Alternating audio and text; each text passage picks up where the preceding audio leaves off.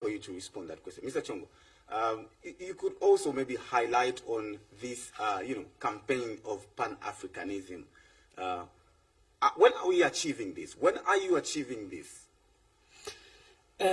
First of all, let me begin by saying that Pan-Africanism is not just a term to say Pan-Africanism, but Pan-Africanism is about being an Africa. Being an Africa means an Africa must own. And an Africa must own everything that belongs to Africa. And everything which is in Africa must be for an African. And Pan-Africanism means an Africa must take charge of African affairs. That is the core. Now, when you look at the independence and the freedom which we are celebrating today as the African freedom, I don't think there's any imperial system which can take you and train you how to take power from them. And that is exactly what happened at that time when we were fighting for this independence. So the freedom we attained was the freedom of getting somebody to go and train in the system, to go and train how to become an agent of this system in this land. After being trained in this system, then you return back to be the spokesperson of the agitated and traumatized population of this continent. Most of the leaders and those who fought for independence, they had a clear mind to say, what we want is to be in charge of our affairs, our resources. But what is it that we need to do at the moment? I want to believe that they saw the need to accept a little bit, to be in the system and understand the operations of the systems. Then when they come out, they be now the liberators of the masses. Now, something happened after that.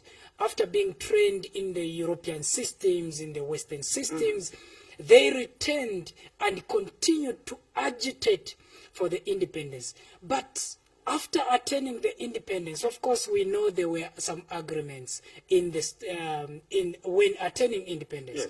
When you look at the former French colonies, we always talk about the Pact for the Continuation of Colonization, which was signed at that time. But there are those leaders who rejected those agreements. There are those leaders who rejected the conditions which were given at attainment of this independence. But look at the consequences which followed when those who retained their African consciousness after attaining this independence. One of them is Ahmed Sékou Touré. You know what happened to Sékou Touré when he attained the independence from the French. You know what happened to Souvenirs Olympio. You know what happened to Samora Machel. You know what happened to the later revolutionary leader Thomas Sankara, who got the true African consciousness of liberating Africa completely from the imperialist system. The question to say, when are we going to attain the total liberation? We need to understand that change is not given to you. Freedom is not given to you. You need to rise up in your comfort zone and tell that one who is in charge of this imperial system, of these systems which are holding us, which are suffocating Africa in all areas. We need to really claim and say, we no longer tolerate anything that is fashioned against that which we want as an African. Already, you're saying in this campaign of Pan-Africanism, there's a call for unity, like even what Mr. Msonda here alluded to. There's a call for unity. But already, we think there is this feel to say there is some people in Africa, within Africa, that due to lack of a better term would say they want to be more African, like this campaign. They want to be more African. At what point did we get to realize of how much we didn't get this liberation? And if we are the majority, we are in Africa, we need to own these things. are these imperialists, like you call them, the majority that they're always, getting over us? If we are many, why can't we overpower them? That is another way of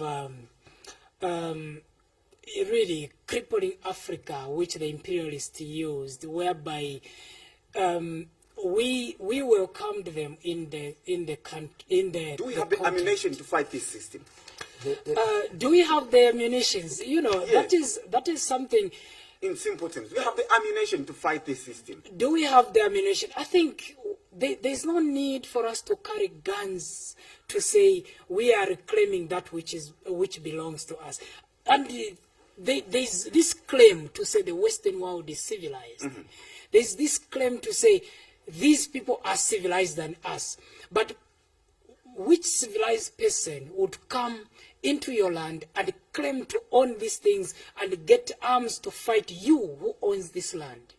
If those people are really civilized, they must accept to come and negotiate with us, to say, we want to come and work with you under our conditions. So if they are really civilized, mm-hmm. do they really need to carry guns? If at all we are living in a civilized... I know Mr. Chilumba is salivating to...